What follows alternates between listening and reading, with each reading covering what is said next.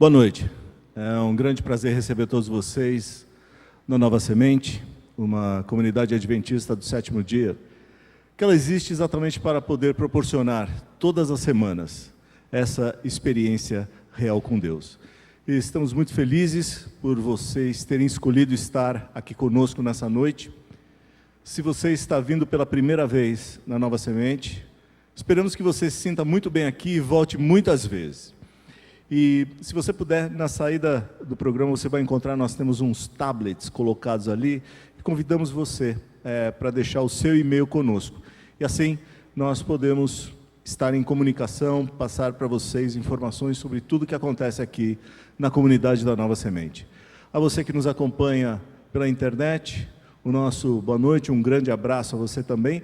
E lembre-se, queremos te conhecer. Se você ainda não veio na Nova Semente, o convite está feito. Rua Cubatão, 77, bairro do Paraíso, em São Paulo, bem próximo à Avenida Paulista, bem próximo ao metrô. Você não tem desculpa para não vir. Esperamos você aqui.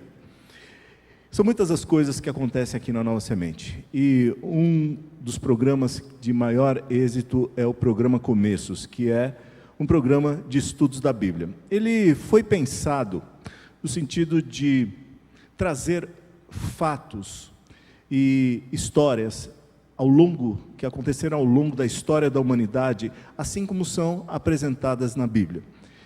Os programas, eles são apresentados na forma de séries e oferecemos o Começos em 3 ocasiões diferentes durante a semana. Sábado às 15 horas e segundas e terças às 19h30. Formato aberto, você é nosso convidado, traga seus familiares, traga os seus amigos. Programa Começos.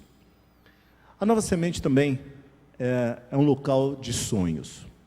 Há alguns anos atrás, nós tivemos um sonho a respeito de um lugar maior para podermos ter aqui as nossas reuniões. Nós nos reunimos num lugar muito menor, tínhamos 200 lugares apenas, e pensávamos em ter um lugar mais amplo.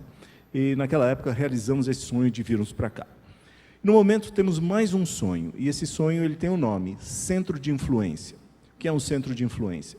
Na verdade, é uma forma de uma forma mais intencional, permitirem que as pessoas se cruzem com as nossas vidas, com tudo aquilo em que a gente acredita. Nós disponibilizamos um imóvel ao lado aqui do nosso, onde queremos colocar um restaurante vegetariano, estilo café, onde possamos receber pessoas e comunicar a eles o nosso estilo de vida, as nossas crenças a respeito de saúde e poder oferecer treinamentos, enfim, um contato maior aqui com a nossa comunidade.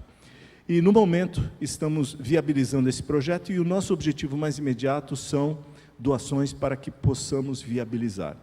Se você, no seu coração, sente vontade de participar disso, se você gosta da Nova Semente, nos procure. Vamos explicar a você as várias formas de poder contribuir para esse projeto do Centro de Influência. Já temos também a nova data do No Palco 2016, será no dia 17 de abril, e temos a Marcela Thaís como artista convidada. Marcela é uma artista emergente, já bastante conhecida no meio. Ela venceu o Troféu Promessas em 2012. Enfim, uma artista muito pessoal, um estilo muito bacana. Nós achamos que vamos lotar aqui na Nova Semente no dia 17 de abril, às 19 horas. Se você tem intenção de vir, olha, sugerimos que você reserve ou compre o seu ingresso o quanto antes. O jeito mais fácil é sempre pelo site www.novasemente.org ou na loja Sementes, aberta aqui, depois da programação, você também pode adquirir. Então, marque na sua agenda, 17 de abril, Marcela Thaís, na Nova Semente. O programa Viva está agora na 5ª desta série de 6 mensagens, que tem por título Bom Demais para Não Ser Verdade. Ela foi pensada sobre esse tema, crer ou não crer. O que faz você crer? O que me faz crer? Então, o pastor Felipe Tonasso tem explorado nas últimas 4 semanas esse tema. Estamos chegando quase ao fim. A mensagem de hoje é milagres. Temos ainda mais um episódio na semana que vem. Faça planos para estar conosco para a finalização da série Bom Demais para não ser feliz. A programação musical hoje é com o Henrique Torres, mais um pouquinho ele vai estar aqui no palco conosco. Queremos lembrar a vocês que, por favor, silenciem os seus celulares, mas não é necessário desligá-los. Queremos que vocês permaneçam interativos. Lembramos a vocês que a Nova Semente oferece uma rede Wi-Fi, a rede é NS Conecta e a senha é Nova Semente. Mas, por favor, deixe o seu celular no modo silencioso para não interferir aqui com a transmissão. Desejamos a vocês uma excelente programação, uma boa semana, um grande abraço. Você está na Nova Semente, uma experiência real com Deus.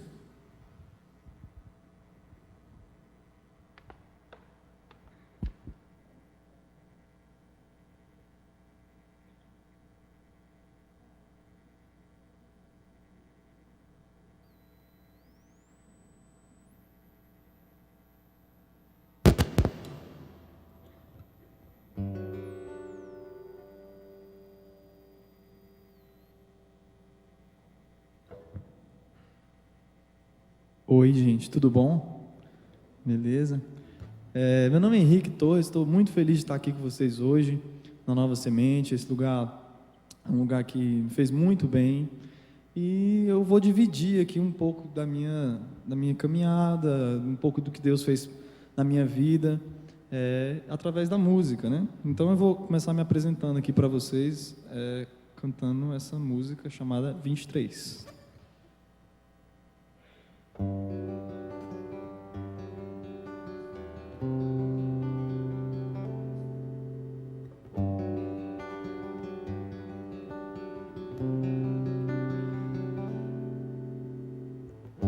Será que um dia eu vou sorrir pro que sonhei? As fantasias e as cenas que imaginei dentro do meu quarto é tão real ser o que sou, mas quando a porta abre, só me resta um sonhador.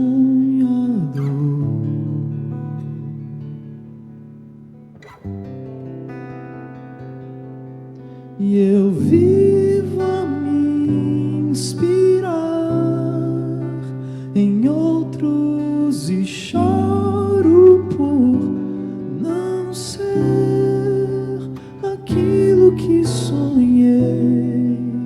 A imaginação me faz refém e eu já tenho 23.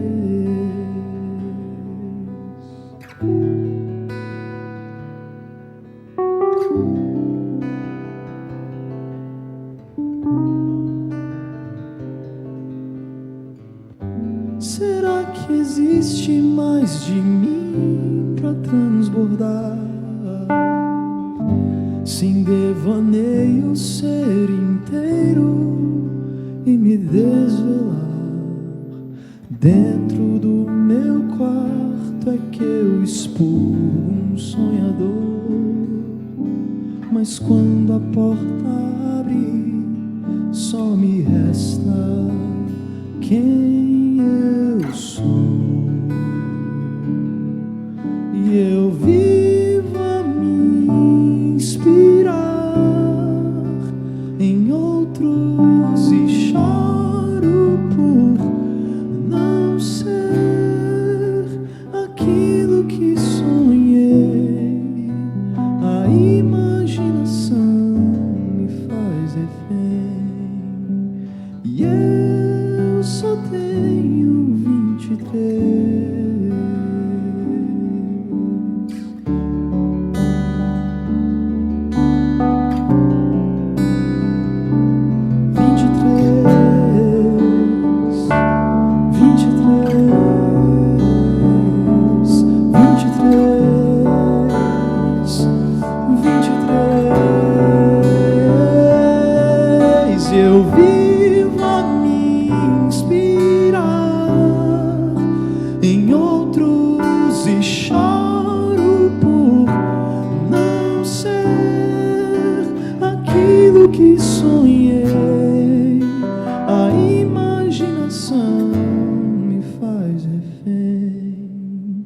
e eu só tenho 23.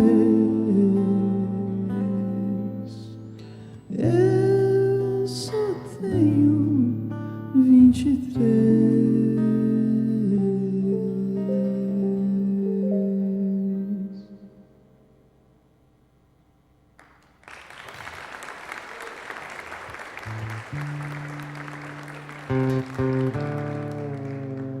Bom, gente, eu vou desafinar um pouquinho o violão aqui. E a gente vai conversando enquanto isso, né? Essa próxima música que eu vou cantar, ela fala sobre... É difícil afinar e conversar ao mesmo tempo. Ela fala sobre um conflito que a gente tem dentro da gente, porque nós todos vivemos em conflitos com nós mesmos, né? E esse conflito às vezes gera uma crise de identidade, né? Porque a gente não sabe quem a gente é, na verdade, né? A gente às vezes acha, poxa, eu sou uma pessoa boa, né? Mas às vezes a gente se depara com alguns monstros que tem dentro da gente, né? E a gente não sabe, será que eu sou essa pessoa boa? Será que eu sou esse monstro que eu me encaro, né? E na verdade a gente não é nenhuma das duas coisas, porque Deus é que sabe exatamente aquilo que a gente é, né? E eu resolvi confiar naquilo que Deus diz que eu sou, e eu não sou nem esse vilão que eu penso que eu sou, nem o santo que as pessoas acham que eu sou também. Então essa música vai falar um pouco sobre isso.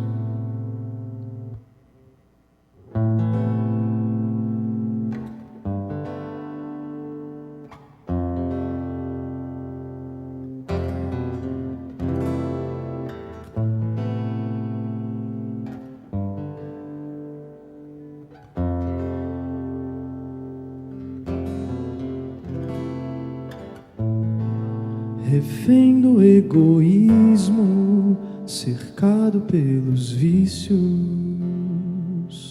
o ciclo não tem fim, e a culpa do errado, o medo do descaso, são fogo a consumir, e eu cavo além da pele pra buscar quem realmente eu sou. Mas lá dentro eu sou um campo de batalha, sou guerra entre o bem e o mal, e eu não posso conter a fera que me invadiu. É mais forte do que eu. Quem sou eu? Quem sou eu?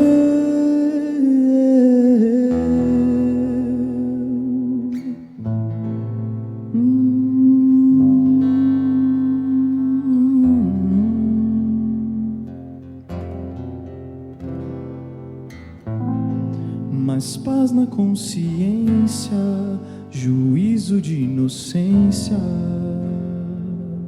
escolho receber, pois já foi derramado o sangue do pecado que um dia eu cometi. Eu olho lá no madeiro pra buscar quem realmente eu sou.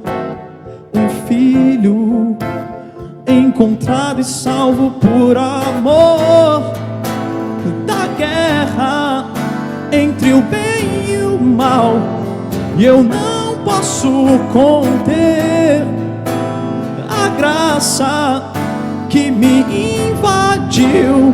É mais forte do que eu. Quem sou eu? Quem sou eu?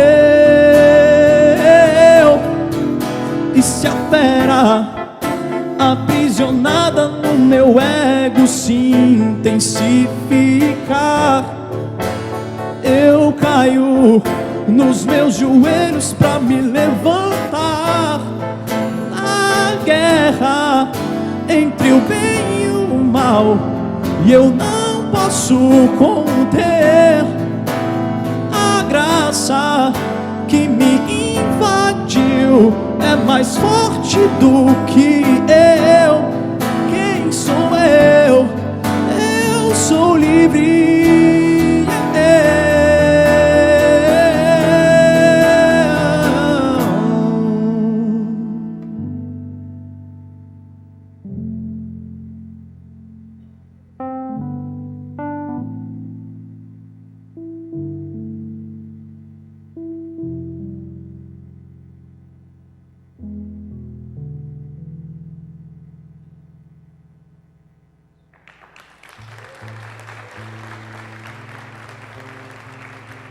Gente, eu queria pedir aqui uma salva de palmas para o meu amigo Pedro Solteiro, ou Pedro Anversa, brincadeira, tá aqui com a gente.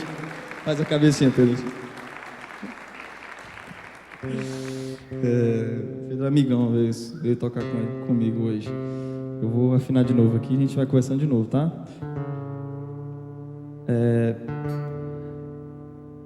Eu tô passando por um momento que eu acabei de chegar em São Paulo faz um tempo, né? Mas não é muito, faz pouco tempo que eu cheguei aqui em São Paulo para morar, né?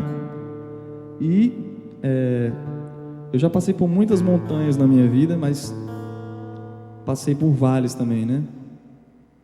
Mas na verdade a gente fica muito angustiado com o destino que a gente quer chegar, né? A gente quer chegar num lugar, a gente tem uma circunstância que a gente imagina na nossa mente que é a melhor circunstância. A gente fica desejando aquele destino, né? E na verdade a gente vai passar por vales e montanhas até chegar a esse destino, mas isso na verdade não importa, porque o que importa é o caminho, é você caminhar com Ele. E Deus, Ele me convidou a fazer essa caminhada com Ele e aproveitar, desfrutar essa caminhada com Ele. Ele também está te convidando para andar com Ele, estar junto dele.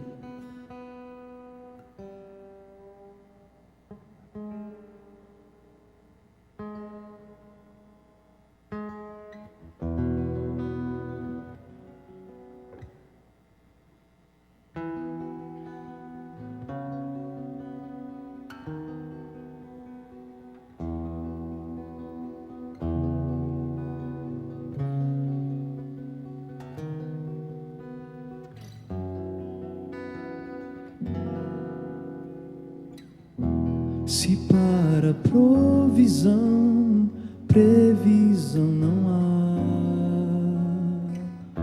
se o medo que eu reguei se arraigou de vez, se estou nas trevas e às cegas, eu preciso caminhar. A fé é o pé que vai guiar.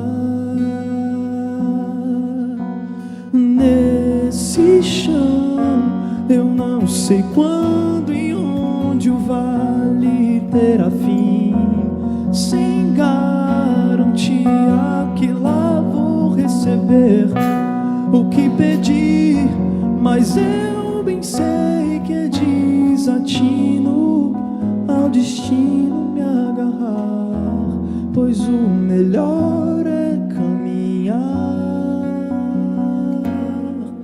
com você.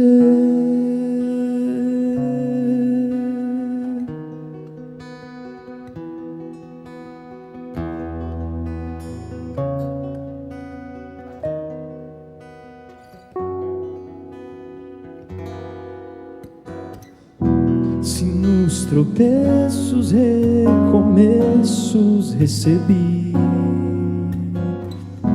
eu nessa estrada de mão dada vou seguir, e se incerteza repentina lá na esquina me alcançar, a fé é o pé que vai guiar. Nesse chão, eu não sei quando e onde o vale terá fim, sem garantia que lá vou receber o que pedi, mas eu bem sei que é desatino ao destino me agarrar, pois o melhor é caminhar com você, com você, com você.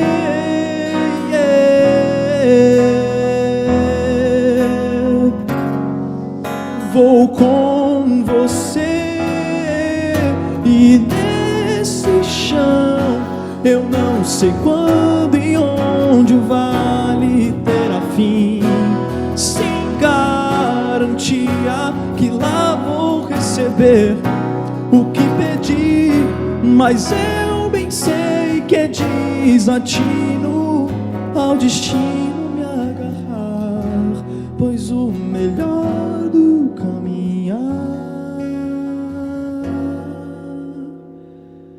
é você.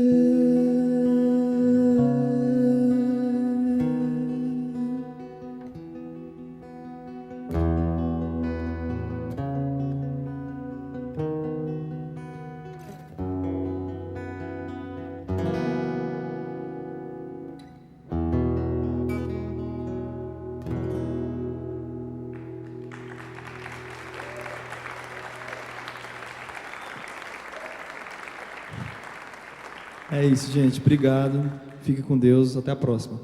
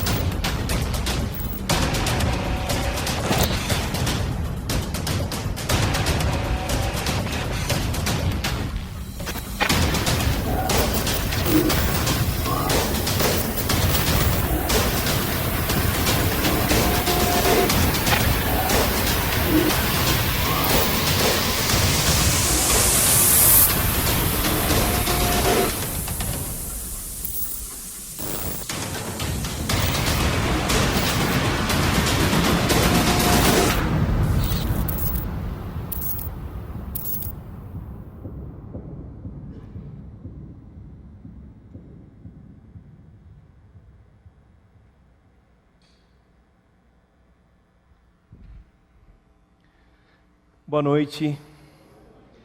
Queria agradecer o Henrique, deve estar lá atrás. Legal demais ouvi-lo, conheci ele recentemente. Gostei da frase. O melhor é caminhar com você e o melhor do caminhar é você. Alguém falou que Jesus não é o destino, Jesus falou que ele é o caminho, né? O gostoso é continuar caminhando. Que bom que você está aqui, está escolhendo caminhar. E eu quero convidar você a uma palavra de oração para a gente começar a nossa reflexão aqui. Nosso Deus e Pai, obrigado por esse tempo, por essa inspiração, a gente continuar descobrindo as coisas que são boas demais para não serem verdade para a nossa vida, em meio à Tua palavra, em meio a essa experiência contigo, em meio ao abrir do nosso coração, da nossa mente. O Senhor possa mais uma vez fazer presente nesse lugar e que seja um tempo inspirador, em especial para aqueles que precisam ouvir, para aqueles que precisam renovar a esperança em Ti. Aqueles que nos assistem, aqueles que nos ouvem, que todos nós possamos sentir essa presença especial do Teu Espírito. Em nome de Jesus. Amém, Senhor. Amém. Bem-vindo à Nova Semente. Você que nos visita, você que nos assiste pela internet, agora ao vivo ou em algum outro momento, você assiste esse vídeo. Essa é a Nova Semente, uma igreja adventista do sétimo dia, que faz parte dessa comunidade mundial e existe para, semana após semana, a gente viver junto e buscar experimentar. Minha mulher fala que fala muito rápido, ela fala que fala experimentar. Ouviu? Experimentar, né? Experimentar uma experiência, ter uma experiência real com Deus. E é muito bom receber vocês aqui. Sei que hoje deve ter gente que está visitando a gente pela primeira vez, não sabe o que está acontecendo aqui na última série. Eu quero só retomar com você. Nós estamos aqui hoje no penúltimo encontro de uma série de 5 semanas, chamada Bom Demais para Não Ser Verdade. Alguns assuntos que nós temos dificuldade de acreditar, alguns têm dificuldade de acreditar, outros têm muita facilidade. Por exemplo, Jesus, se existiu ou não, se a Bíblia é um livro confiável ou não, se Deus existe, por que existe tanto sofrimento, São esses tipos de assuntos que a gente tratou. Se você não acompanhou, não assistiu, assista lá os vídeos anteriores nas nossas redes sociais. Tem ali postado os links para você poder acompanhar a gente também na internet, poder divulgar isso para algum amigo e alguém que gosta dessa linguagem e está com as dúvidas, de repente, que a gente tratou aqui. Hoje, o assunto de hoje é milagres. Se milagres existem, se a gente crê que Deus existe, a gente pode ter facilidade em crer que milagre existe, ou se milagre é algo que está ali na Bíblia só para exemplificar um tipo de realidade espiritual, mas que realmente não é isso, e a dificuldade que alguns de nós temos para crer. Eu disse que muitos de nós, e para muitos que estão aqui, acreditar e crer em Deus é um processo doloroso, árduo, confuso, intelectualmente você sua para tentar acreditar. Para outros, a coisa mais natural do mundo, e a gente escolheu falar de questões de fé de uma maneira bíblica, mas também tentar mostrar um pouquinho das questões que se levantam em relação a esses assuntos, né? Por exemplo, dos milagres. O que pessoas que não creem em milagres argumentam contra os milagres. É legal a gente poder dialogar isso. A gente chama isso de apologética, né? A tentativa racional de defender as questões da fé. E essa série se propõe a isso. Hoje eu quero convidar você a pensar um pouquinho sobre milagres. Você acredita em milagres? Você já viu um milagre acontecer? Já viu assim na sua frente? Já aconteceu com alguém que você conhece? Será que você já presenciou um milagre? Você assiste televisão e vê milagre na televisão? Já assistiu aqueles canais assim de religião na madrugada? Uma vez eu fui num hotel no interior de São Paulo, tinha uns 7 canais na TV do hotel, só pegava 7 canais. E os 7 eram de religião. Acho que o cara falou assim: quarto do pastor, vamos pôr nesse quarto aqui, que pega esses 7 canais, ele vai gostar desse quarto. E eu fiquei lá e eu passava num canal, um era evangélico, outro católico, outro tal, e vários milagres eu assisti. Tinha um que tinha até um concurso para ligar, e eu sabia a resposta, fiquei tentado a ligar. Você liga e fica esperando um monte, né? Eles ficam cobrando de você, já sabe essas coisas, né? Esse concurso. Milagres, né? A gente tem dificuldade. Para mim, na minha vida, eu nunca presenciei alguma coisa completamente fora do comum, assim, alguém se levantar de uma cama de hospital por conta de uma oração. Tanto é que, como pastor, eu já enfrentei várias crises em relação a milagre, por achar que eu não tinha fé, por achar, por exemplo, que eu poderia orar por uma pessoa e, como os discípulos oravam, e ali ter fé para que essa pessoa se recuperasse, e sei lá, fazer uma oração assim que eu chamo de mamão com açúcar, falar: Senhor, cuida dele, faz tua vontade, mas sai de lá dizendo assim: por que eu não orei para esse camarada levantar dessa cama? Por que eu não fiz isso? Será que Deus não queria isso? Aí será que eu não estou conhecendo muito bem a voz de Deus, sabe? Acho que deve ser crise que só pastor tem, eu acho. Você já teve uma crise dessa? Por que eu não orei com mais fé? Será que se eu tivesse orado com mais fé, o milagre teria acontecido? Eu nunca vi acontecer algo de sobrenatural, mas já ouvi muita gente dizer que o que viveu era um milagre. Por exemplo, gente que foi curada de situações médicas onde toda a medicina e toda a probabilidade e estatística dizia que era impossível. Sabe aquela velha história de que o médico me deu uma semana e estou há 10 anos e estou super saudável e tive filhos quando disseram que eu não podia ter filhos? Esse tipo de coisa eu já vi acontecer na vida de muita gente. Na minha vida tem 1 ou 2 milagres que minha mãe conta que aconteceu comigo, mas eu duvido, que mãe é mãe, né? Mãe fala que milagre do filho: meu filho, você é um milagre, você é um fofo. É mãe contando, né? Vai achar que é um milagre mesmo, mas vai dizer para ela que não é um milagre. Vai dizer para minha mãe que eu não sou um milagre. Você vai ver o que vai acontecer, você vai ver o que ela vai fazer com você. Ela diz que quando eu era pequeno, ela fez um contrato comigo para eu poder pegar ônibus sozinho. Eu era menino, eu queria pegar ônibus sozinho, e eu estudava música num conservatório em Guarulhos. Eu falei: eu vou sozinho, eu vou voltar sozinho. E eu devia ter 12 anos e tal. Você pode achar que minha mãe era uma irresponsável, ela deve estar assistindo em casa. Mãe, te amo, a gente fez um contrato e valeu a pena essa história. Seguinte, e ela assiste, viu, pessoal? Ao vivo, ela assiste. Depois ela me fala que eu estou com a cinta da cor errada, que eu estou gordo, ela fala essas coisas. Mãe é mãe. ela diz que eu fui sozinho e fiquei perdido e chorei. Eu lembro de eu chorar no ponto de ônibus porque eu não sabia voltar para casa, eu não lembrava o nome do ônibus e passava ônibus. Eu falei, estava com medo de pegar o ônibus errado e ia parar lá longe, eu estava em Guarulhos. Falei, meu Deus, o que eu faço? E comecei a chorar, uma criança. E eu me lembro claramente de uma senhora vir falar comigo e falar, filho, o que você está chorando? O que aconteceu com você? E eu disse assim, eu estou perdido, não sei como volto e tal. Mas calma, você lembra como é mais ou menos sua casa? Onde é que você mora? E eu, um menino inteligente, gordinho de cachinhos, eu tinha cachos naquela época.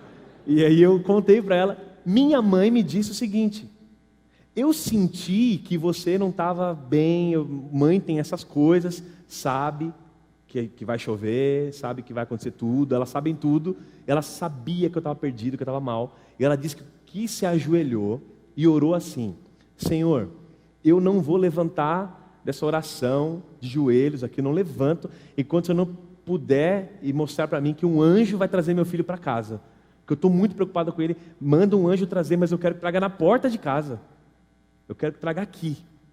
Diz ela que ficou orando enquanto eu estava lá. Então você está com a cena na cabeça, né? Vem para outra cena. Nesse mesmo momento, enquanto ela está ajoelhada orando, está eu lá chorando, essa mulher falando comigo, e ela diz assim, eu vou te levar, eu sei mais ou menos onde você está falando, eu vou te levar. Resumindo a história, ela entra no ônibus comigo, paga a minha passagem, que é parte do milagre, pagar a passagem.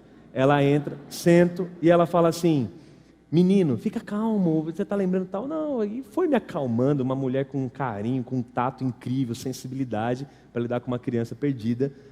E ela foi, é mais ou menos aqui, não era o ponto dela, certamente não era o rumo pelo qual ela ia, mas ela parou, desceu, subiu minha rua, o ponto era longe da minha casa, subiu, tocou a campainha, minha mãe abriu a porta desesperada, Felipe, você me mata do coração, onde você estava? Ela, senhora, eu vim trazer teu filho, ele estava lá em Guarulhos chorando, perdido.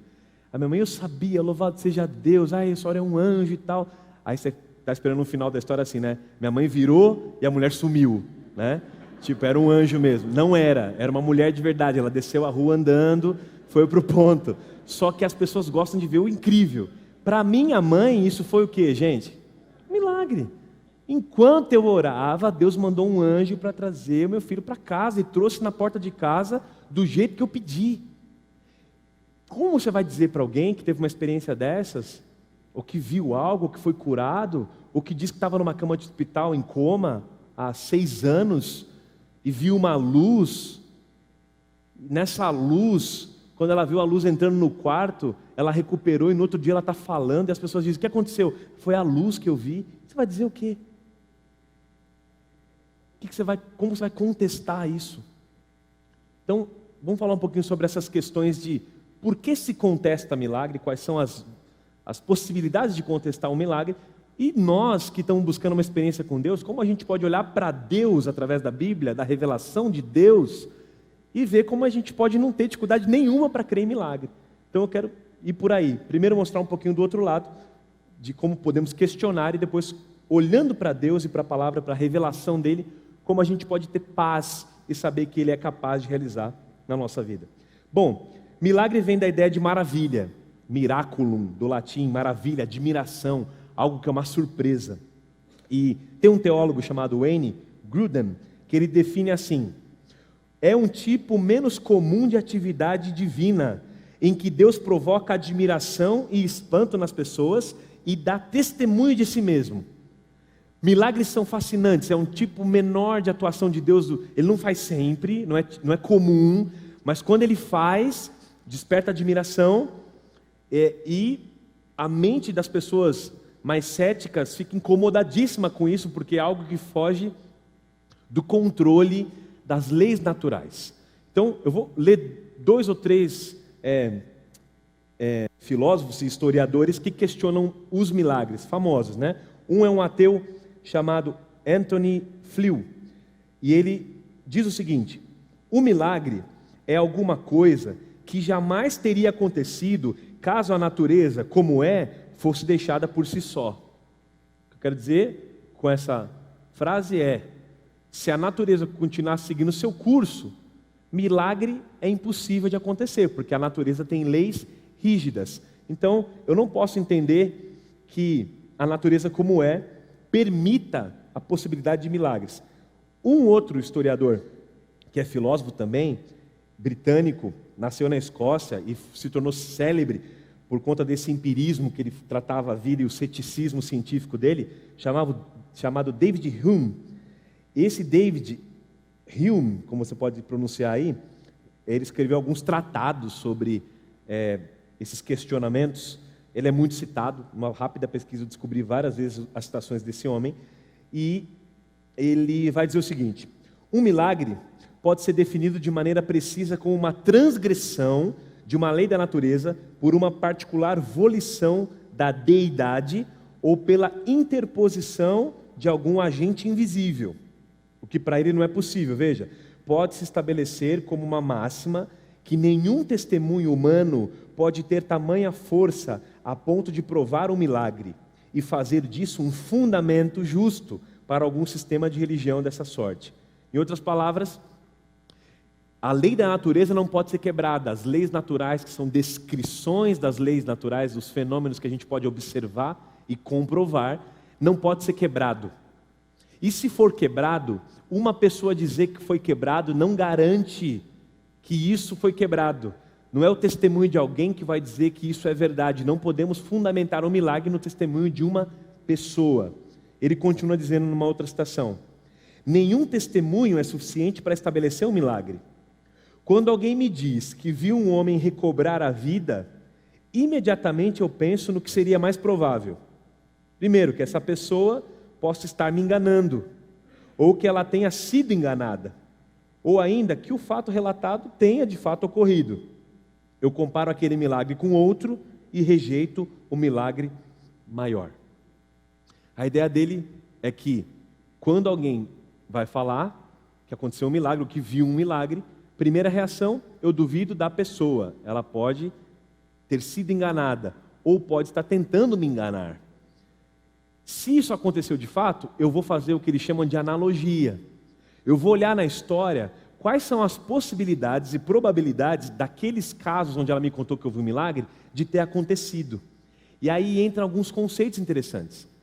Por exemplo, se essa probabilidade é muito pequena, eu já descarto esse milagre maior e fico com a probabilidade. Entende? Essa é uma mente cética encarando o milagre. Resumindo, são esses 3 pontos. Primeiro, as leis naturais são rígidas e não podem ser mudadas por interferência que seja sobrenatural. Não existe sobrenatural. O que existe é o que eu posso analisar e comprovar e repetir nas mesmas circunstâncias.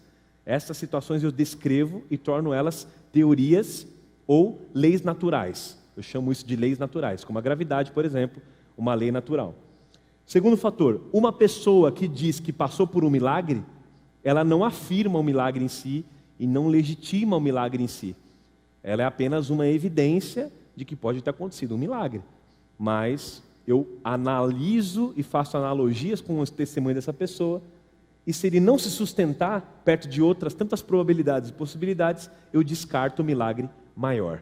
Ok? Esse é um ponto. E o terceiro é, além do testemunho e das leis rígidas, é a pessoa dizer assim: é tão coerente as questões das leis naturais, que quando alguém diz de um milagre que ele aconteceu, eu tenho que começar a questionar desde o começo.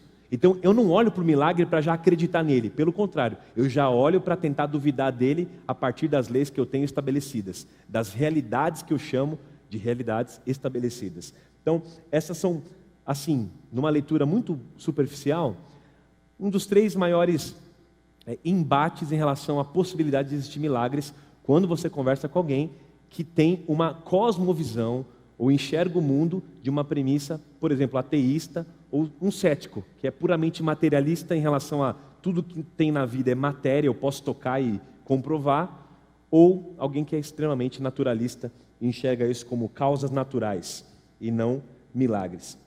Nessa visão, alguns chamam milagres de contraditórios, outros de improváveis, e temos várias teorias. Eu não vou ler as teorias aqui, são várias teorias que tem da regularidade, teoria da necessidade nômica, teoria da disposição causal. Para quem gosta de ciência, para quem gosta de estudar essas coisas, tem material vasto para você poder dialogar a questão dos milagres. Numa rápida pesquisa, na minha biblioteca pessoal, eu achei 5 livros que debatem milagres em relação à teologia e a sociologia, a filosofia e o impacto que eles trazem na história. Então você que quer pesquisar, você pode ir mais a fundo, você vai achar muito material de gente boa escrevendo contra e a favor dos milagres. Eu quero gastar um tempinho falando de duas coisas aqui, resumindo para vocês. Alguém disse assim: o ser humano acaba definindo essas coisas. Olha o que ele disse. Porém, vê-se muitas vezes que o que utilizamos para categorizar o inadmissível, o que a gente usa para categorizar aquilo que é inadmissível ou inaceitável dentro de leis naturais, isso acaba sendo definido pelo próprio ser humano que admite não compreender sobre as inscrições que chama de lei ou realidade. Vou falar nas minhas palavras. A gente chega num ponto em que seres humanos mesmo afirmam que é impossível acontecer algumas coisas, as quais ele considera inadmissível e inaceitável, mas que o próprio ser humano afirma nas leis naturais dizendo assim: nós não sabemos tudo que tem no universo. Qualquer cientista sério aprendeu a duvidar. Ele vai falar: a gente não sabe tudo, a gente sabe o que a gente consegue decifrar de um universo que a gente chama de conhecido. Existe todo um universo desconhecido. Existem travas científicas em várias áreas que eles não conseguiram extrapolar, ultrapassar esse limite. Então todos concordam que há um universo a ser desvendado ainda, cientificamente. Então o que eu quero dizer é, essa pessoa que diz que é inadmissível é a mesma que diz que não conhece todas as coisas. Percebe? Há um paradoxo constante nesse tipo de fala, nesse pensamento moderno e científico do tipo: isso não pode ser verdade, mas eu não sei de todas as coisas. Ou seja, é muito difícil abrir a caixa para dizer que aquilo é possível, porque eu não tenho uma cosmovisão que me permite acreditar nisso. Percebe? É difícil provar.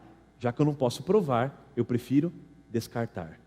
Para outros que estão aqui, se eu não posso provar, eu prefiro acreditar.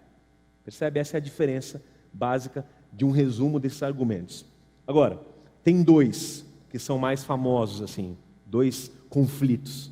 Tá? Primeiro deles, dois conceitos. O primeiro deles é credibilidade versus possibilidade. Não é porque uma coisa é quase impossível de acontecer que ela não pode ser verdade. A credibilidade está sempre em luta com a possibilidade. Vou dar um exemplo: a ressurreição de Jesus. Certo? Qual é a possibilidade de um homem, um judeu, naquela época, como a gente já discutiu isso na série há 2 episódios atrás, ressuscitar e voltar no mesmo corpo? Qual a possibilidade disso? Muito pequena. Mas isso não quer dizer que não possa acontecer. Eu posso crer, eu posso ter até evidências disso. E muitos que não creem na ressurreição de Jesus, se você está curioso sobre esse assunto, assiste o vídeo Jesus, Mito ou Realidade. Lá eu exploro alguns argumentos a favor e contra a ressurreição. Muitos descartam todas as evidências, tudo que pode ser possível de enxergar, porque dizem ser impossível, não há possibilidade. Veja, quantas pessoas hoje morrem e você vê ressuscitando? Eu nunca vi.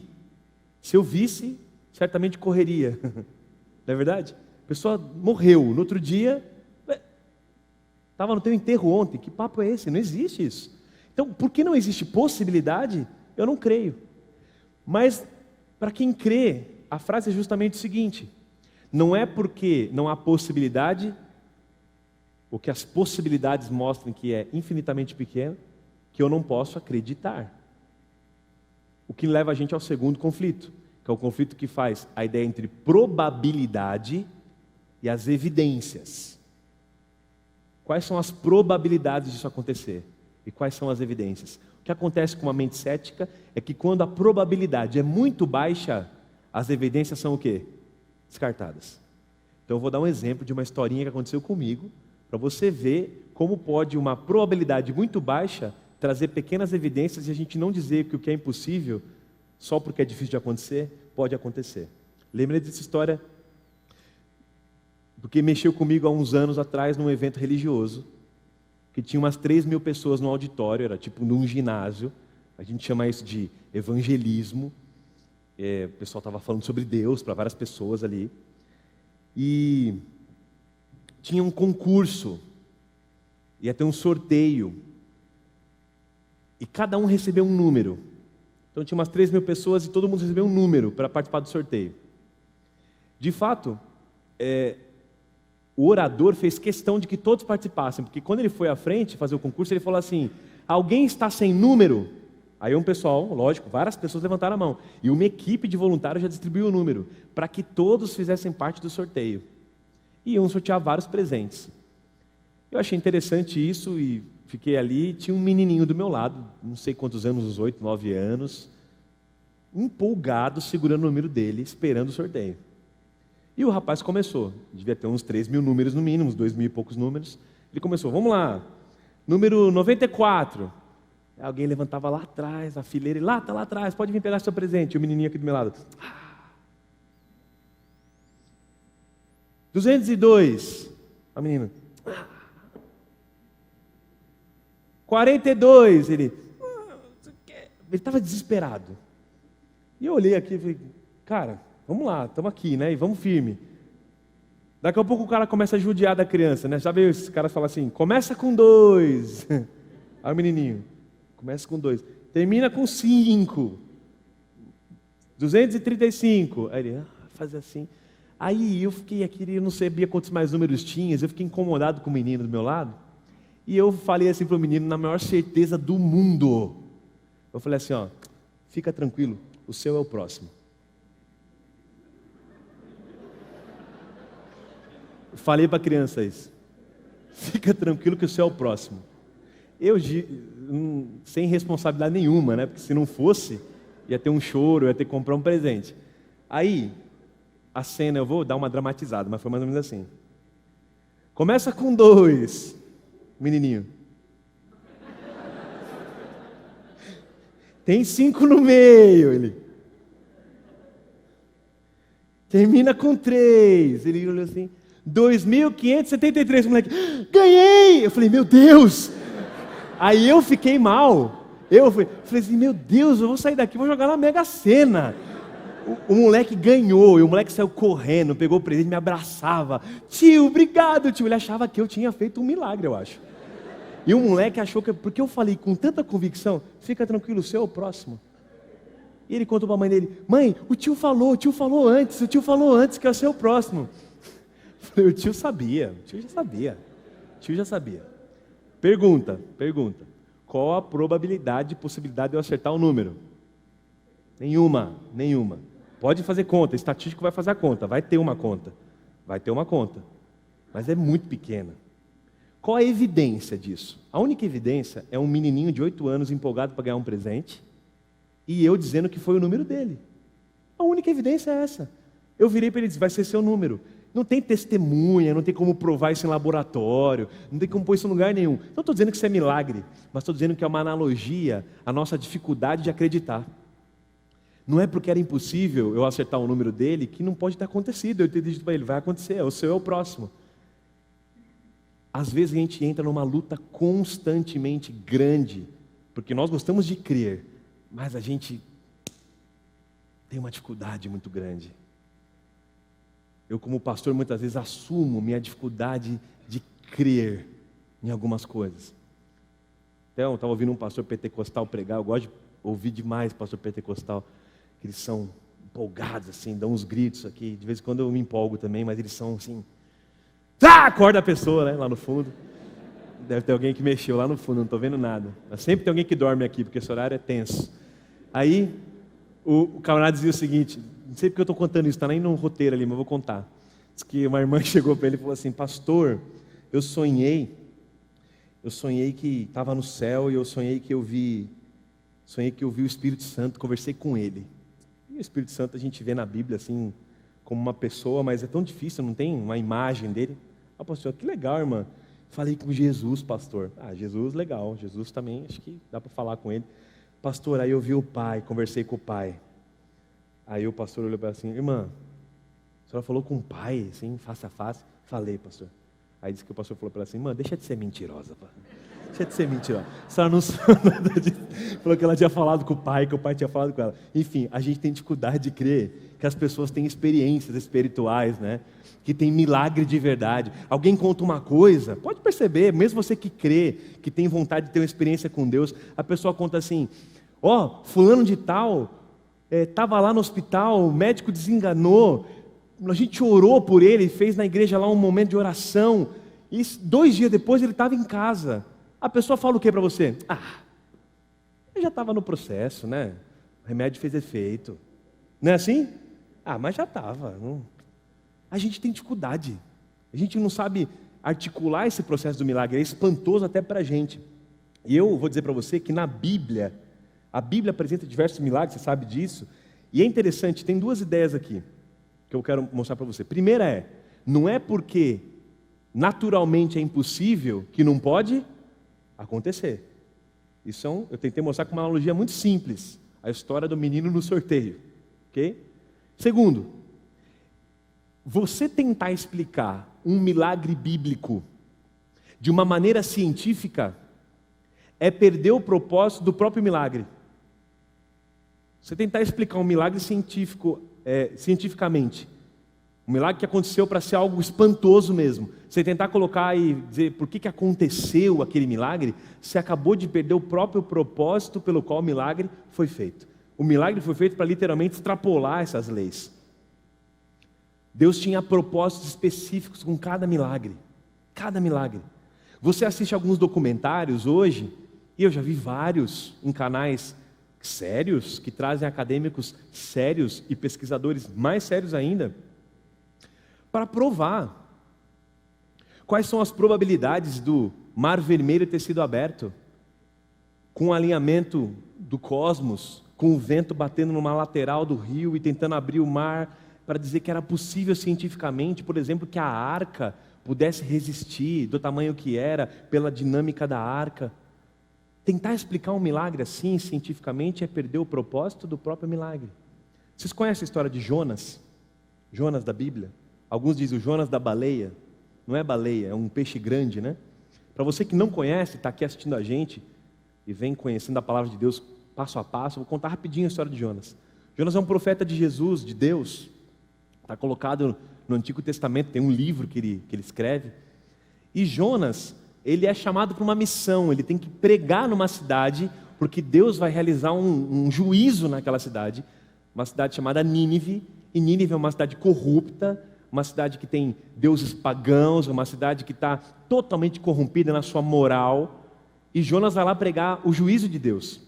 Só que Jonas não quer ir pregar. Jonas, ele quer simplesmente que a cidade seja mesmo destruída. Ele odeia os ninivitas. Ele queria que Deus descesse fogo lá mesmo. Mas Deus quer que ele vá pregar. Não só pelaquela cidade, mas por conta do próprio Jonas.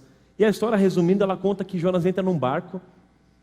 E o barco ia em direção oposta à cidade que Deus tinha mandado. Ele queria fugir de Deus. E aí a história conta que nesse barco começa a dar uma tempestade, ele fugindo de Deus para o lado oposto.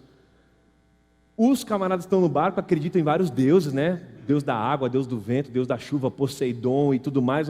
Os deuses estão irados. Essa tempestade não é normal. Alguém nesse barco está amaldiçoado. Estou contando do meu jeito, ok? Alguém nesse barco está amaldiçoado. Vamos ver quem é. Jogam sortes, descobre Jonas dormindo lá no porão. Quem é esse camarada aqui? É culpa dele, caiu nele, vamos jogar ele no mar. Joga, oferece para o Deus para ver se acalma o Deus. É essa a história mesmo. Eles jogam no mar para ver se o mar acalma. E jogam, e quando jogam, é para Jonas morrer no meio da tempestade no mar. Aí a Bíblia diz que um grande peixe engole Jonas. E Jonas é convertido dentro do peixe. 3 dias orando com Deus lá dentro do peixe. O diálogo do livro mostra Jonas orando dentro do peixe. Aí alguém vai querer provar, imagina que cena engraçada, alguém orando dentro de um peixe, com costela do lado, órgãos do peixe, e o camarada lá, Senhor, me pede... Você imagina uma cena dessa? Não é surreal, como dizem por aí? Pois é, aí alguém vai querer provar. Não, é porque, olha, veja, analisando o sistema digestivo de uma baleia, podemos provar que o suco gástrico dela poderia ficar num lugar esquerdo e Jonas poderia estar num lugar escondido entre o pâncreas. Percebe? Gente, Deus fez daquele jeito porque Ele queria causar um espanto. Queria que fosse daquele jeito. Eu, pastor Felipe, não tenho dificuldade nenhuma de crer que Deus poderia, sei lá, um caranguejo podia engolir Jonas. Jonas podia estar dentro de uma ostra. A ostra engoliu Jonas. Abriram, tinha uma pérola e Jonas lá dentro segurando a pérola. Eu acreditaria. Ah, mas é improvável, Felipe, não tem possibilidade. Ok, eu estou falando de milagre. Eu estou falando de coisa espantosa mesmo. Eu estou falando que na Bíblia cada um tem um objetivo, cada milagre. Deus não fica fazendo milagre à toa. Jesus não saiu jogando poder. Ah, estão com fome? Vem cá. O peixe não está legal? Vira salmão, vira... Não tem isso daí na Bíblia. Milagre tem propósito. Propósito. Um dos grandes propósitos do milagre, eu quero que você aprenda isso, era legitimar, na história da Bíblia, a mensagem e o próprio mensageiro. O propósito do milagre na Bíblia, de vários que a gente vê espalhados na história da Bíblia, era legitimar a mensagem que um mensageiro ia pregar. Se você vê isso, é um padrão na Bíblia. Nem tem tanto milagre assim na Bíblia, gente. Tem alguns no Antigo Testamento que alguns profetas realizaram num ponto da história, ok? No Novo Testamento, Jesus entra fazendo milagres no seu ministério durante 3 anos e deixa um poder do Espírito Santo para que haja milagres através daqueles homens. Em todos os casos, você vê uma coisa: quando vem uma mensagem verdadeira de Deus, aquela pessoa vem acompanhada, e aquela mensagem vem acompanhada com o poder de Deus. Então a pessoa prega, e através dos sinais e prodígios que ela realiza, aquelas pessoas creem. Exemplo disso, para quem conhece um pouquinho da história bíblica, Moisés, quando ele é chamado, ele pega o cajado, Deus fala, joga no chão, porque eu vou fazer desse cajado um milagre para o povo poder acreditar. Não é isso? Que você é o meu mensageiro, que a minha mensagem é de verdade.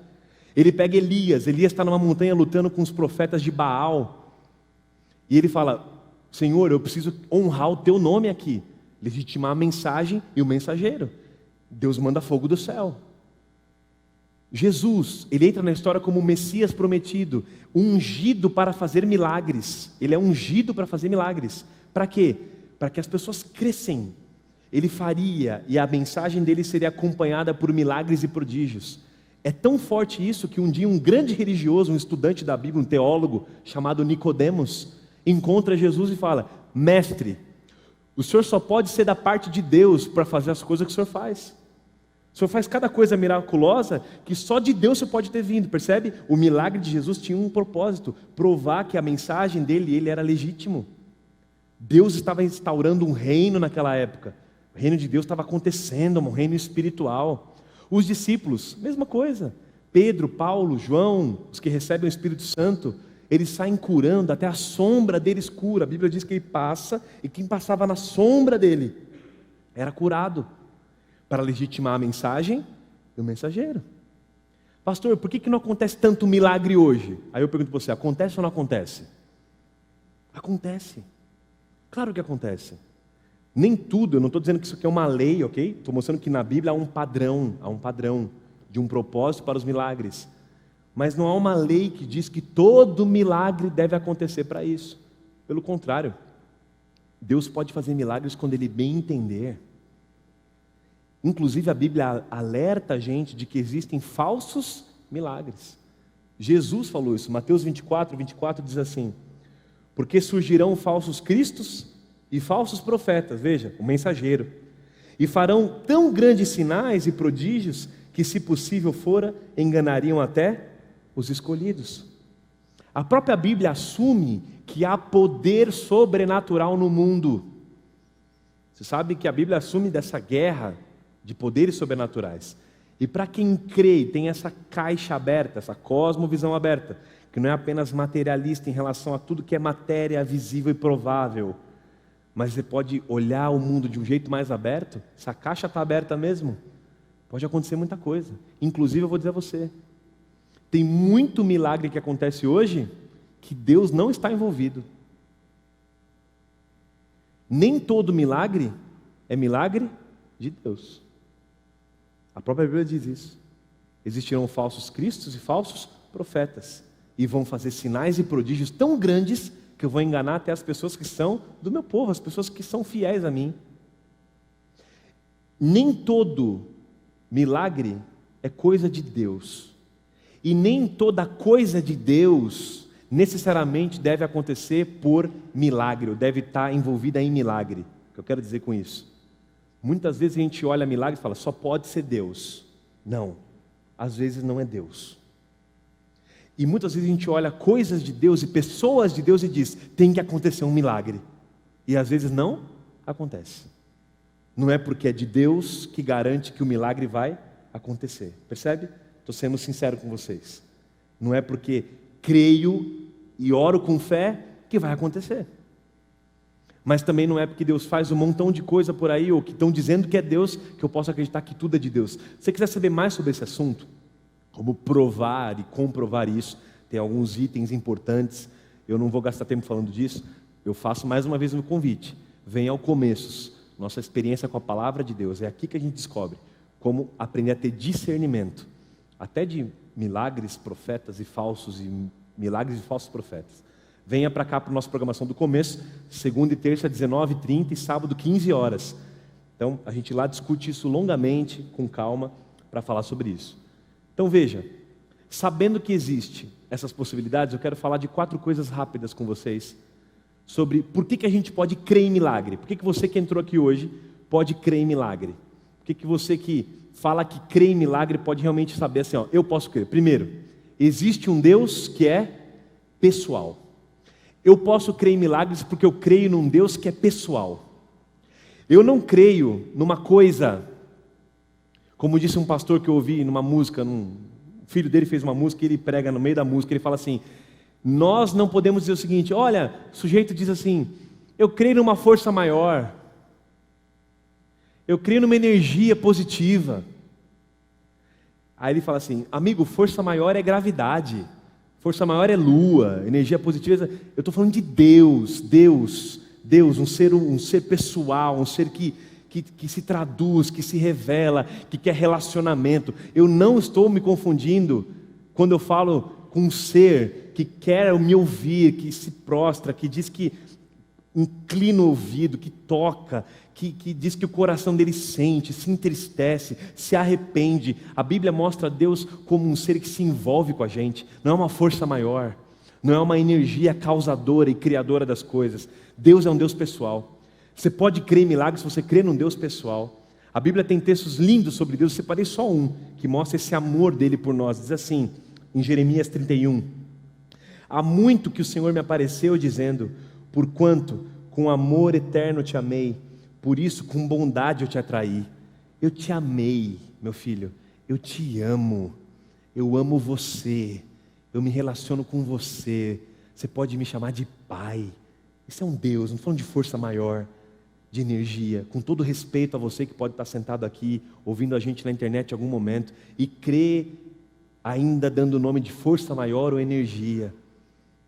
Nós estamos falando de um ser pessoal, que sabe as coisas, que discerne intenções, emoções, corações, ele sabe, ele se envolve. Não é o Deus que criou, deu corda e soltou, é o Deus que fala, eu te amei, eu te atraí para mim. Se você está aqui hoje, eu posso dizer com muita convicção no meu coração, você está aqui hoje porque tem um processo sobrenatural operando no teu coração.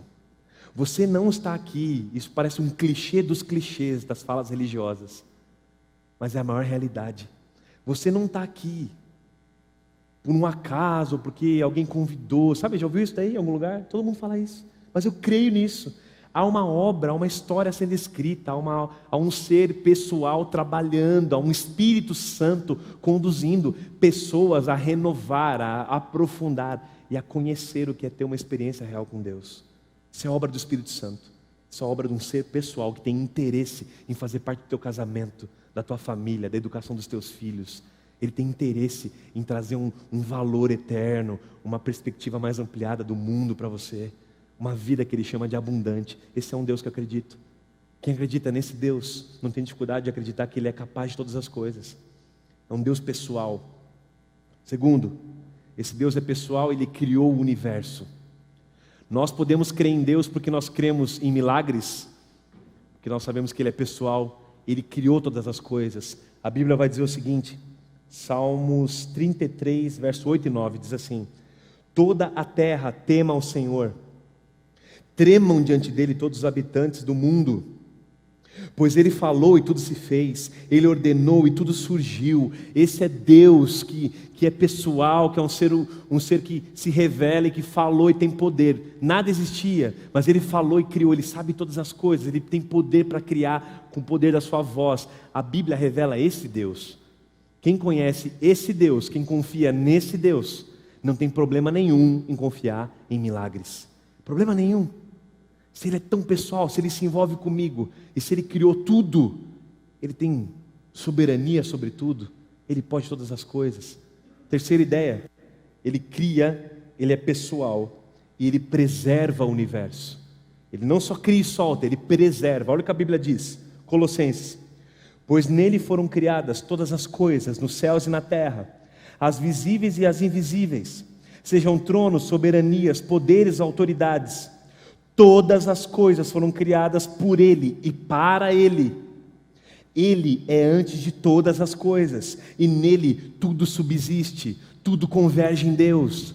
Essa energia que alguns chamam vital, que faz o mundo pulsar, isso que faz você respirar, isso que faz você viver, ter alegria, abraçar, perdoar, compartilhar, isso tudo se chama Deus. Isso é o Deus que criou o universo e que preserva o universo. Tudo existe por Ele, para Ele, por meio dEle. A gente só está aqui por conta dEle. Quem é o ser humano que pode olhar para esse universo, para a grandiosidade desse universo, e falar assim: deixa que eu resolvo, deixa comigo, eu sei o que eu estou fazendo, eu não preciso de conselho de ninguém, eu sei o que é certo e o que é errado. Nós temos um ser que se revela, um preservador. Já viram aquela foto padrão do Facebook, assim, que muita gente compartilhou já, uma mão assim, ó, e a terra colocada na palma da mão? Já viu essa foto? Uma mão segurando o planeta Terra? Essa foto deve ter em vários sites por aí. A ideia da sustentação, uma mão que sustenta todas as coisas. Se essa mão se retira, se esse espírito de proteção se retira, na minha e na sua vida, eu queria que você abrisse um pouco o olhar espiritual para olhar para essas coisas. Se essa proteção, se essa sustentação de Deus sai da tua história, do teu casamento, da tua vida, da tua saúde, dos teus negócios, você fica à mercê do que é esse mundo, do que são essas realidades. Aí você fala assim: pastor, olha que bonito isso, só quem tem isso é quem é de Deus? O que você acha? Só quem tem essas coisas é de Deus? São as pessoas que são de Deus? Não. A Bíblia diz que Ele faz nascer sol sobre justos e injustos. Ele cuida de todo mundo como se fosse um, e cuida de um como se fosse todo mundo. É um amor que está atraindo pessoas, mesmo aqueles que cospem, que negam. Lembra na cruz? Perdoa, porque não sabem o que estão fazendo. Perdoa, Pai, porque eles não sabem o que estão fazendo. Esse é o amor de Deus que atrai a gente, um ser pessoal que cria, que sustenta. Veja o que Isaías diz, 42, verso 5. O Senhor, aquele que criou o céu e estendeu o céu, que espalhou a terra e tudo que dela procede, Ele que dá fôlego aos seus moradores, Ele que dá vida aos que andam na terra. Gosto dessa ideia. Ele que sopra o fôlego, Ele que faz a gente viver e andar na terra. Esse é o Deus que se envolve dia a dia com a gente. Dia a dia com a gente. Quarta e última ideia. Se Ele é o Deus que criou, se Ele é o Deus que é pessoal, se Ele preserva o universo, Ele é capaz de agir livremente dentro da sua criação. Você crê nisso? Se você crê nesse Deus que é pessoal, que criou, um Deus que preserva todas as coisas, você tem que crer que Ele tem liberdade total para agir na vida das pessoas, na quebra das leis naturais, no que Ele quiser fazer. Aquilo que é impossibilidade para os homens é total possibilidade e oportunidade para Deus. Não há nada impossível para Deus. A Bíblia vai dizer, Ele próprio revela, quando Ele fala para o profeta Isaías, Isaías 43, tem um texto lindo que diz assim, ó: ainda que antes que houvesse dia, Ele diz, eu sou. Agindo eu, quem impedirá? Quem impedirá? Se eu quiser agir, se eu quiser mexer, se eu quiser curar, se eu quiser mover, se eu quiser teletransportar, se eu quiser fazer o que eu quiser, quem vai me impedir? Eu sou Deus Criador, eu preservo todas as coisas, vocês só existem por minha causa, eu conheço todas as leis naturais, eu posso agir livremente, ninguém pode me impedir. Quando Jesus fala sobre isso, ele diz assim, Jesus respondeu, Lucas 18, o que é impossível para os homens, é possível para Deus. Lembra daquela música? O meu Deus é o Deus do impossível. Lembra? Já ouviu essa música? Famosa, né? Já gravaram muitas vezes. Ela vai descrevendo uma série de coisas. Que liberta encarcerado das prisões. Aí faz dar estéril, mãe de filhos. E vai falando, restaura a alma do ferido. Mas fará o impossível por quem? Por você. Esse é o Deus que, se você acredita que Ele é pessoal, que Ele criou, que Ele preserva as coisas, Ele tem liberdade para agir no universo. Você, querido amigo que está aqui vivendo sua experiência real com Deus, não tem dificuldade nenhuma de acreditar que Deus pode fazer milagres. Deus pode fazer milagres. Eu costumo dizer uma coisa, Deus tem um tempo e Deus tem um jeito. E quase nunca é no nosso tempo. E quase nunca é do nosso jeito. Deus tem um tempo e Deus tem um jeito. Falo quase nunca porque às vezes Deus resolve ser muito bonzinho e atende do jeitinho que a gente pede, não atende? Jeitinho. Você pede, olha só. Mas quase nunca é do nosso tempo e quase nunca é do nosso jeito. Nós cremos em milagres nesse lugar. Nós cremos que Deus é capaz de fazer o impossível para que você continue experimentando a presença dEle. Só que eu tenho que ser sincero com você. Teve um amigo meu, dessa comunidade aqui, que disse assim para mim, Pastor Felipe, eu gosto muito quando o senhor fala, gosto de te ouvir falar, acho bacana, te entendo. Só que o senhor corta muito o nosso barato. Ele falou assim. Eu falei, como assim? O senhor corta muito barato. Em vez de o senhor pregar assim, não, vai acontecer o milagre vai acontecer, é só você ter fé. Você fica dizendo que às vezes pode não acontecer, pastor. Para com esse negócio. Fala que vai acontecer, as pessoas querem ouvir que vai acontecer. Eu falei, cara, eu sei que elas querem ouvir que vai acontecer, só que às vezes eu tenho que dizer que a Bíblia diz que muitos homens que oraram por milagres, às vezes não aconteceu. Às vezes não aconteceu. Vou usar a frase do nosso amigo Henrique aqui. O melhor não é o destino. Talvez o melhor seja caminhar com Ele. Ou melhor seja Ele no caminho. Às vezes não vai acontecer. Tem que ser sincero com você. Pastor, para de cortar minhas esperanças. Estou falando sério, gente. Tem gente que me cruza o tempo todo nesse lugar, precisando de literais milagres. A gente conversa com algumas pessoas que vêm aqui, e que vêm aqui como última possibilidade. Sentam nesse banco para ouvir alguma palavra de esperança, para ver se ainda dá conta de lidar com um casamento, se dá conta de lidar com a saúde de um filho, ou com um filho que está escravo de algum vício, ou com uma situação familiar com o marido, com a esposa, ou o próprio negócio, ou a própria saúde pessoal.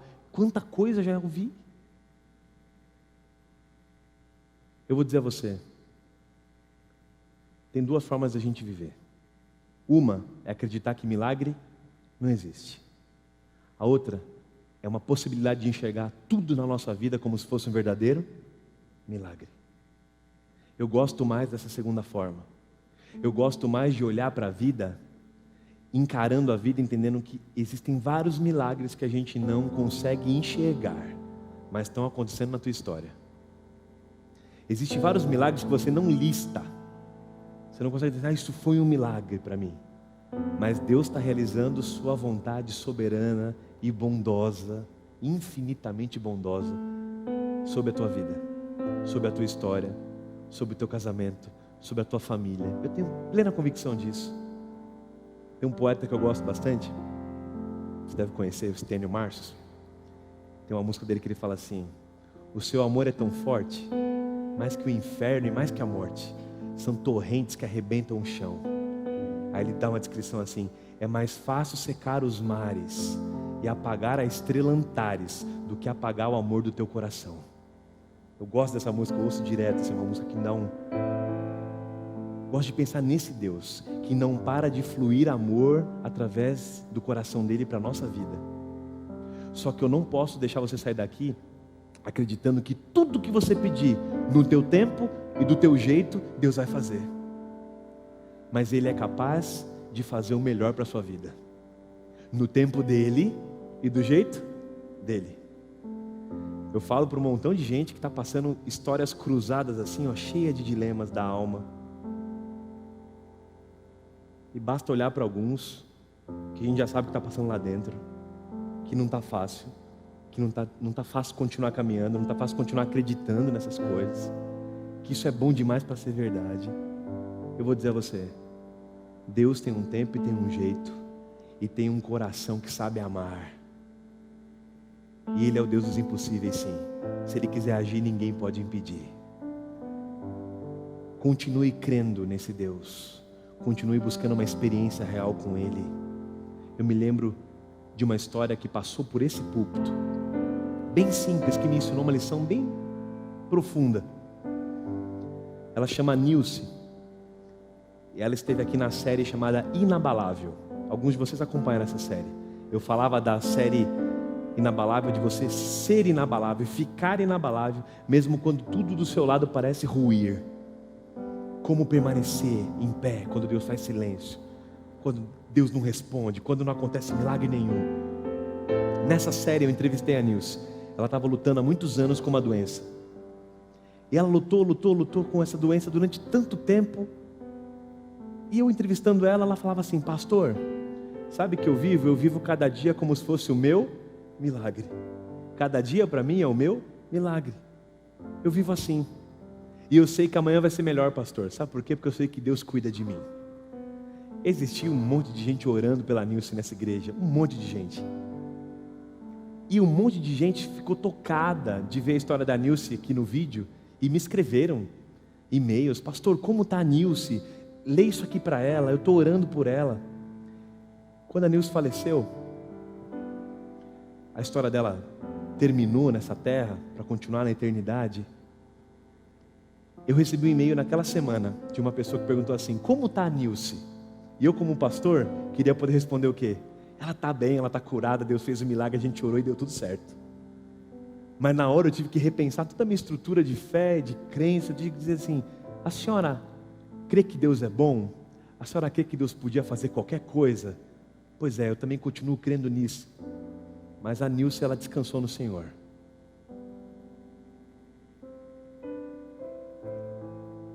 Mas ela viveu a vida dizendo que todo dia para ela era um milagre. Eu gosto desse jeito de encarar a vida. Saber que Deus faz milagres todo dia por nós. E que não há nada impossível para Ele. Sabendo que cada dia, na presença dEle, é uma possibilidade infinita de desfrutar da sua presença. E de quem Ele é. Desse amor que flui como uma torrente para nós. A Nilce faleceu. O milagre que a gente esperava no nosso tempo e do nosso jeito, não aconteceu. Para algumas pessoas, isso abala a fé. Isso faz questionar o amor de Deus. Para mim, fortalece a esperança de que eu posso continuar crendo que Deus sabe o jeito certo e o tempo certo de agir. Eu continuo crendo nisso. Eu queria que você que passa por alguma situação como essa, difícil, que precisa de milagres e intervenções divinas na tua vida e na tua alma, continua crendo em Deus. Não desanima. Continua derramando sua esperança nele. Eu quero ler um texto a você de alguém que passou por isso e encerro com ele. Diz assim: eu lembro-me da minha aflição e do meu delírio, da minha amargura e do meu pesar. Lembro-me bem disso tudo e a minha alma desfalece dentro de mim. Todavia, eu também me lembro daquilo que pode me dar esperança. Graças ao grande amor do Senhor é que não somos consumidos, pois as suas misericórdias são inesgotáveis. Renovam-se para nós a cada manhã. Grande é a tua fidelidade, Senhor. Eu digo a mim mesmo, a minha porção de vida é o Senhor. Portanto, nele eu vou colocar a minha esperança. Está difícil? Precisa de milagre? Quando você lembra da situação que você está passando, que é séria, você quer desanimar e quer ficar em pesar, o profeta diz: todavia, eu também quero me lembrar do que pode me dar esperança. As misericórdias do Senhor são inesgotáveis por cada um de nós. Inesgotáveis. Você que entrou aqui precisando de uma palavra de esperança e de conforto, em nome de Jesus eu digo com o maior carinho do mundo, deixa o Espírito Santo recobrar a esperança no teu coração e na tua alma. Deus é o Deus dos impossíveis, sim, e pode fazer o impossível para você, no tempo dele e do jeito dele. Tua parte é confiar. Tua parte é confiar. Posso orar por você? Posso orar por você que sofre e está esperando uma resposta de Deus? Porque eu sei que tem muita gente assim. Você que está agradecendo a Deus, vamos orar junto para agradecer. Vamos orar junto para a gente continuar caminhando nesse caminho, tendo a percepção desses milagres. Senhor, obrigado. Obrigado, Senhor. Obrigado, obrigado, obrigado. Louvado seja o teu nome pela tua misericórdia inesgotável na nossa vida, Senhor. Louvado seja o teu nome porque a nossa mente, mesmo cético como somos muitas vezes, ela é levada a olhar para a tua palavra, para a tua revelação. E ao vermos um Deus que ama, que cria, que sustenta e que se envolve na nossa história, nós cremos, Pai, que tu és o Deus dos impossíveis na nossa história. E nós cremos que o Senhor tem um tempo certo de agir e um jeito certo de agir. Então, em nome de Jesus, eu peço, Senhor, para as pessoas que estão sofrendo nesse lugar ou que estão buscando uma palavra de esperança no coração, para situações aparentemente impossíveis de ser desvendadas, eu te peço para que teu Espírito Santo agora, ele redobre e recobre a esperança no coração dessas pessoas, Senhor. Que haja um espírito de vida, de esperança, de confiança renovado nessa mente, Senhor. Para que ela saia daqui crendo no teu poder, crendo na tua companhia e crendo que ela pode recobrar a esperança, lembrando o tempo todo que as suas misericórdias são inesgotáveis, Senhor. Pai, a cada dia que a gente acorda, eu creio muito nessa cena. Ao ver o sol raiando, existe uma história nova para ser vivida ao teu lado e a misericórdia está ali plena para ser experimentada por mim, Senhor. Para cada família que está aqui, para cada criança que representa essas famílias que aqui estão, os filhos desses casais, os casais que estão aqui de jovens buscando um sonho, pessoas que estão buscando sonhos profissionais, todo dia, Pai, a gente reconhece que só acorda e vive o que a gente vive, por conta da tua misericórdia. Obrigado por isso, Senhor. A gente quer te agradecer por aquelas histórias de pessoas que estão desfrutando de bons momentos nesse ano. Continua desvendando os olhares dessas pessoas para que elas enxerguem pequenos milagres no dia e possam te reconhecer como o Deus de amor e o Deus dos impossíveis também nesses pequenos milagres. E para aquelas que precisam de muitos milagres, Pai, ou de coisas sobrenaturais, eu só te peço mais uma vez a mesma coisa. Enche esse coração de alegria, de paz e de esperança na tua misericórdia. Nós cremos em ti e nós oramos no nome de Jesus, daquele nome que já fez muitos milagres e através dele a gente vive, se move e existe. Em nome de Cristo Jesus, esse nome que tem poder.